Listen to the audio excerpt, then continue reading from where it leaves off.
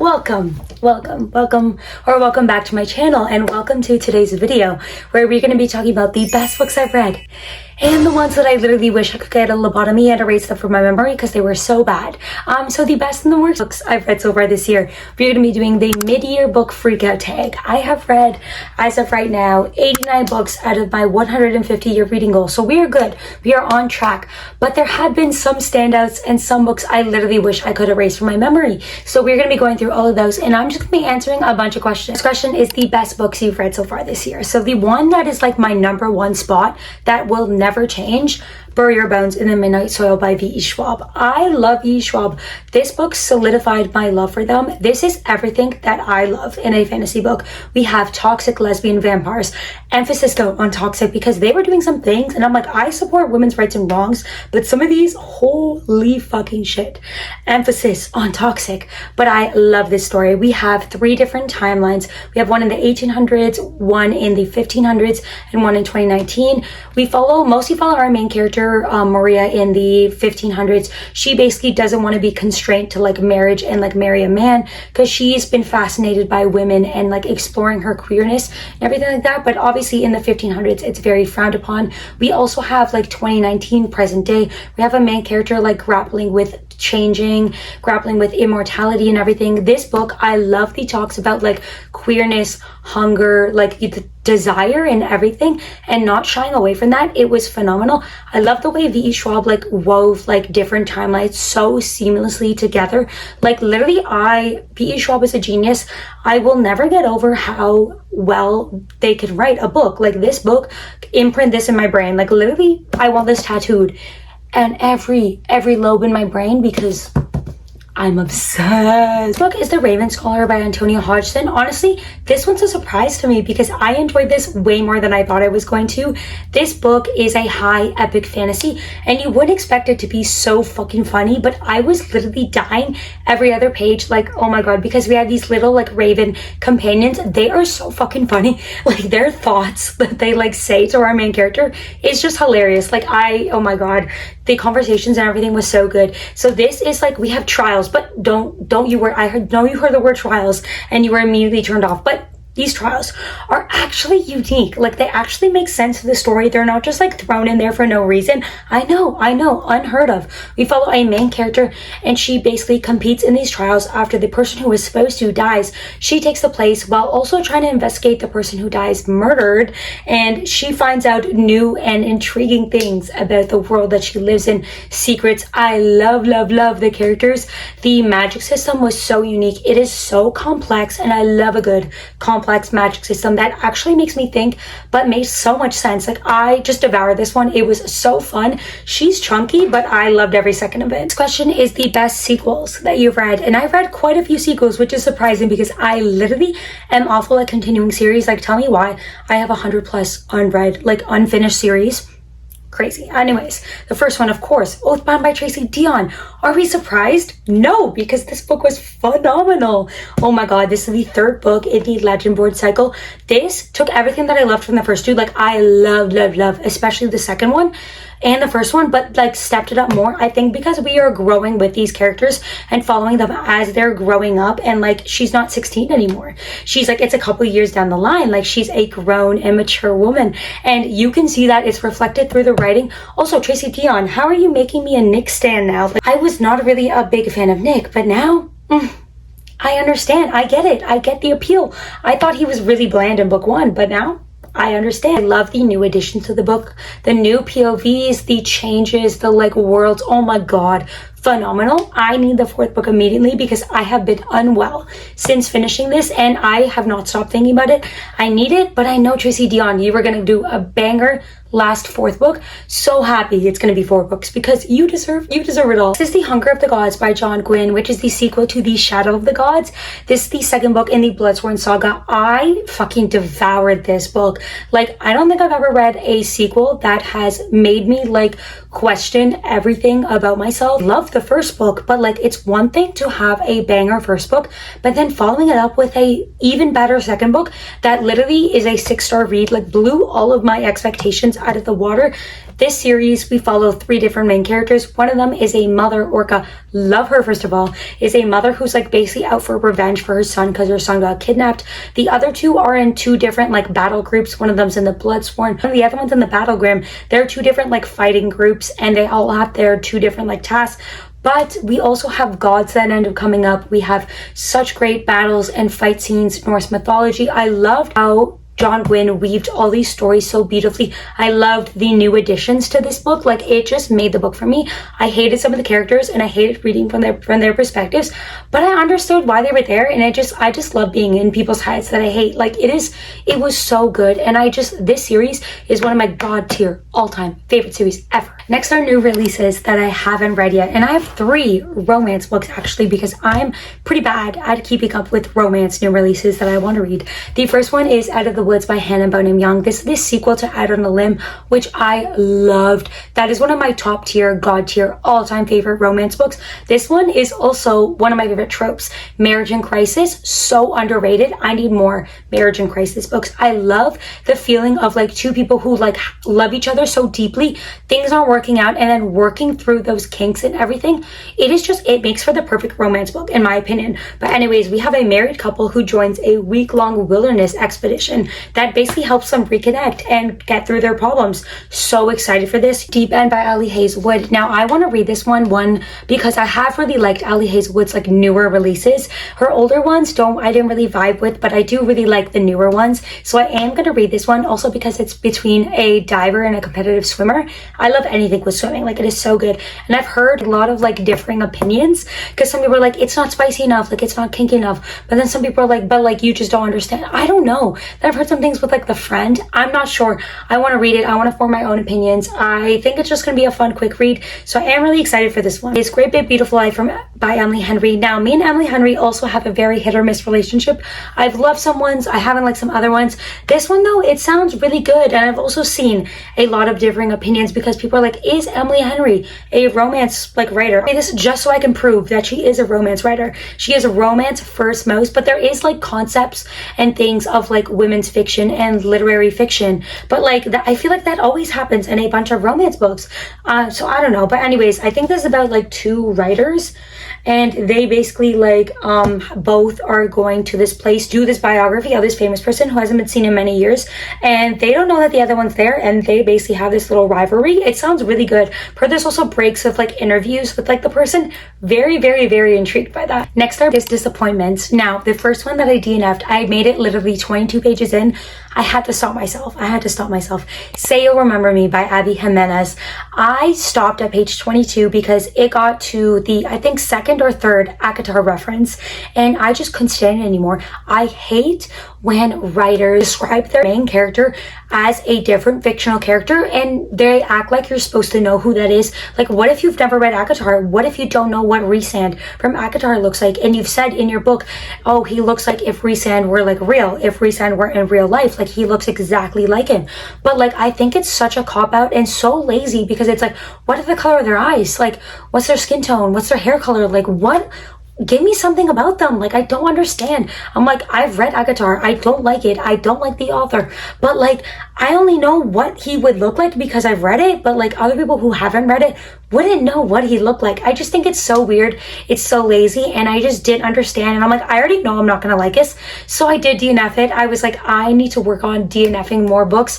I'm thankful that I DNF'd it because I've heard it comes up more than that. Next one is Watermoon by Samantha Soto Yambao. I'm so sad about this one. This one I was so excited for. It sounded like right up my alley. It has very good Studio Ghibli vibes. Like, if that's what you're going for. I really like the descriptive writing and the atmosphere. That part, brilliantly well done. Everything else though, the one thing that like mainly ruined it for me was the romance. I am a firm believer that not every book needs romance. I think this would have done so much better as like a self-discovery, as like, yes, she's gonna go find like her dad, but like her doing that with somebody else, her doing that by herself, and she's learning new things about herself along the way. The guy was so irrelevant and their relationship was so insta-lust, insta-love. I felt no connections to them. Like, I didn't understand why they liked each other. I didn't know anything about about them, because they were also jumping around from place to place, we also didn't get like I didn't get a solid grasp of what these places look like. I felt like it was just so underdeveloped in that part, and I'm so sad about this because I thought I was going to love it and like eat it up. Unfortunately, it was just not my cup of tea. Next is your biggest surprises of the year, and I have two, and they're in two different genres. We have Kindred by Octavia E. Butler, which is part speculative fiction, part historical fiction, and I love this. This is a surprise because I do love Octavia E. Butler, but I was surprised by like how much I love this one in particular. 6 stars. Like, I cannot stop thinking about this book. So in this book, we follow Dana. She's like a 20th century Black woman, and basically on her 26th birthday, she gets pulled back throughout time to the antebellum South to help out this white guy. She's like, what the fuck is going on right now? Like, who are you? What am I doing here? Like, get me back. But then she like goes back, but then she repeatedly gets pulled back throughout time, and her stays get longer and longer, and like so much time like passes. It is so fucking good. The writing, I love Octavia E. Butler's writing. It's simplistic, but not too simplistic. It's like simplistic enough to empathize with the main character, to understand what they're going through. I love the topics and the conversations around white supremacy, slavery, racism, like everything. I was feeling so many things for Dana. Was scared, I was sad, I was happy. I literally was glued to these pages, could not put it down, and I think everybody should read this. I think this should be a must read for literally every single person. Next, The Will of the Many by James Islandton. This one's a surprise to me because when books have a very, very, very large amount of hype, I immediately get skeptical. I'm like, it can't really be that good. Like, I don't understand. Even though people that I trust are like raving about it, I'm like, I don't believe it. It surprised me in a very good way, just because everybody says, me, you have to make it through part 1. Like, parts 2 and 3 are when it gets good. Yes, part 1 is slow. Did I love part 1? Yes. Did the ending of this book like actually shock me more than I thought it was going to? Yes. I love anything about like academy settings, and that was this. I love going through a journey with a main character and like seeing their like highs and lows. Like, there's something about that that is so special, and I'm so excited for the second book. Literally cannot wait. I need it immediately because it's coming out soon, so I need it because oh my god, that ending, people were not lying about that. The next one is favorite new author, Becky Chambers. So I read The Long Way to a Small Angry Planet, and I read A Closed and Common Orbit, also by this author, and A Psalm for the Wild Built, and I love them all. I adore them all. Becky Chambers is like a cozy sci-fi writer. Her books tackle such great themes within like a short amount of time. For example, the first 2 books in the Wayfarer series, they're like interconnected standalones. The first one is more like found family and like focusing on that, but I love the talks about like queer relationships. Second book is about self-discovery and development and like finding your worth and yourself. It was so good. And A Psalm for the Wild Book was just so cute and cozy. It's about a monk and a robot, and they basically like travel together. They learn so many great things about each other. I just think her books are so heartwarming and just so phenomenal. She is definitely a standout author to me. Like, literally, I will read anything this woman puts out now. Next is newest fictional crush, and I feel like there's so many, but one character that really stood out to me is Wendell from Emily Wilde's of Fairies by Heather Fawcett. Wendell is such a charming character. Like, I love him with my whole heart. Like, he is so funny in like the best way possible. Him and Emily, they like banter so often, but like you can tell that Wendell has so much love for her. I absolutely adore their relationship, and I just adore them because like he's just like down so bad for her, and he's just been pining after her, and you can tell. And oh my god, I love them so much. Like, they are one of my all-time favorite couples. Like, I love this series. I love how it's so magical, and he's just such like, it's like Grumpy Sunshine, but he's the sunshine and she's the grump. It is just so funny. Their personalities are so different, but like, I'm just obsessed with him. I think everything that he says is just hilarious, and I'm like giggling and kicking my feet over the pages because I love him so much. My new like all-time top favorite character ever is Orca from The Shadow of the Gods by John Gwynne. Now, I already talked a little bit about her. She is a mother who's out for revenge for her son. I think she is written so well. You can tell how much she like values family and values that over everything else. She will literally destroy anybody in her path to get her son and get what she wants. I think she's so badass. Like literally, I will not stop gushing about her. I love her so bad. I could read like 20 a million books about this woman because she is so good. I love the way that she like thinks and the way she acts, because she acts in a very like rash way but also rational way, where she's like putting down everything for like one person, but then also like wants to like think about things and being like, okay, that's a shit plan. But like, and I love the way she banters with other people. Like she is top tier, god tier, one of my all-time favorite characters ever. My most anticipated books for the second half of the year. The first one is 100% The Strength of the Few by James Islington. I am dying for this sequel.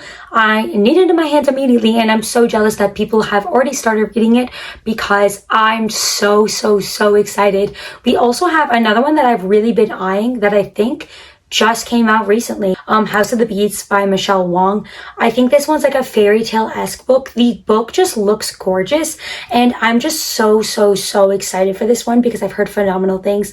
And the last one is my top most anticipated read ever, The Isle and the Silver Sea by Tasha Suri. I think that's the title. This is a lady night book and like reincarnation, but it's also sapphic, and I love Tasha Suri. I feel like it might have the potential to be my favorite book. I've read everything she's ever written, and I'm just so excited. Orbit, I need this book in my hands immediately. Next we have A Book That Made You Cry. Now this is hard because like literally all of the books that I read, I end up crying at some parts, but the one that I had a very like emotional distraught feeling to, He Who Drowned the World by Shelley Parker Chan, which is the sequel to She Who Became the Sun. This book was phenomenal. There's a part in here where I was just sobbing in my bed, extremely unwell. I adore this series, adore this book. If you like military fantasy and it's like everything about war and politics and everything, you absolutely need to read this series. It is phenomenal, has some of the best like character work and arcs and relationships that I've ever seen. And I love the emphasis on like family, but like not your biological family, but people you meet along the way that end up becoming such an integral part of your life. I think Shelley Parker Chan does an amazing job at that. We have Sunrise on the Reaping by Suzanne Collins. I had such an emotional response to this. In like midway through, like I already knew how the games ended. Like obviously it's Hamish's games. Already knew how it ended. I was literally still sobbing because everything about this felt so real. Loved everything about propaganda, about like revolutions, everything about this. You can see the seeds that were like planted, have been like planted for so long that you see in the original trilogy. I just thought this was amazing and it was perfect. It was so good. And another one that was like, I loved, The Lesbiana's Guide to Catholic School by Serona Reyes. This book made me sob so many times. We follow a main character. She is struggling with being lesbian. She's struggling with coming out, and she's going to this new Catholic school. So she's struggling with her queerness and like how to like be queer but like not, and like the struggles with that, but also with like family, her father being an immigrant and him being deported when she was young. So many struggles with that. This book literally made me sob like 20 times. Like I'm not even kidding. I just like, this book was so funny, but like also made me hysterically sob so many times. Next is A Book That Made You Happy. Now this one was hard because I read a lot of emotionally devastating books. So there are some parts that are happy, but like a book that overall made me feel such immense joy. I have two actually. The first one is When the Tides Held the Moon by Vanessa Vita Kelly. This book literally made my heart swell like 3 times its size. This book, it's like a relationship between a merman and this boy. This boy, he starts like working at this, like he's like a blacksmith and everything, and he's been struggling with that, and basically he gets his job to build this tank. He doesn't know what it's for. Anyways, this merman ends up coming in because there's this whole circus and he was going to be like on display, but then they end up becoming like very close friends and it turns into something more. This is one of the cutest books I've ever read in my life. I loved the Achillean romance. He talks about being Puerto Rican, being an immigrant. Oh my god, this book was just the epitome of cuteness. And another book that was also extremely adorable was A Gentleman's Gentleman by TJ Alexander. This is a trans historical romance. I like cried happy tears when I like realized that this was T for T, and our main character feeling seen so deeply by another main character was just the highlight of this book. Like I literally was crying so hard because I'm like, our main character has been through so much, like previously being a girl, but now he's a man and he's like struggling with that and struggling very immensely with his body, but then seeing somebody else who's also so sure of himself. Oh my god, literally am living rent-free in my mind. I love these characters. See, what books do you need to read by the end of the year? Literally everything on my TBR, but I picked 5 books out that I literally think is just a crime that I haven't read yet. A Love Song for Ricky Wilde by Tia Williams. I loved 7 Days in June, and I just have a feeling that I'm gonna love this one as well. Romance, I think, to people who like have a summer romance in New York, perfect for the summertime, so I'm really excited for this one. We also have All the Sinners Bleed by S.A. Cosby. Really excited because I loved Razorblade Tears by him, and I just need another thriller by an author that I trust, because I don't read a lot of thrillers, but I do really need to get to this one. And then next we have The Lies of a Jungle by Moses Utomi. This one is like fantasy. It's a very short novella. It's literally under 100 pages, but I've heard that like so many people have been rating this one 5 stars because the emotional impact that it has on you with such a short amount of time. I need to figure out what's going on. I need to read this one. Martyr by Kaveh Akbar, a book that so many people have been talking about. It is outside of my normal genre. It's like literary fiction, but I've heard that the writing is extremely gorgeous and beautiful, so I am very intrigued for this one. I can't believe I haven't read this, Beartown, and also because I've heard this series in particular. People, all I know about this is that it's about hockey and about a small town. Intrigued to see if I'm gonna like this one, but we're gonna find out by the end of the year. And that is the end of the video. Thank you everybody for sticking around and watching me just yap about the books that I've liked and haven't liked. Please comment your favorite book and your least favorite book of the year so far. I'm always looking for more recommendations, and I always love seeing differing opinions on the books that I've read and loved. That stay for more videos because I have so many fun things planned for the rest of the year. I can't believe we're already halfway done, but thank you so much for watching. I hope you enjoyed, and I'll see you next time.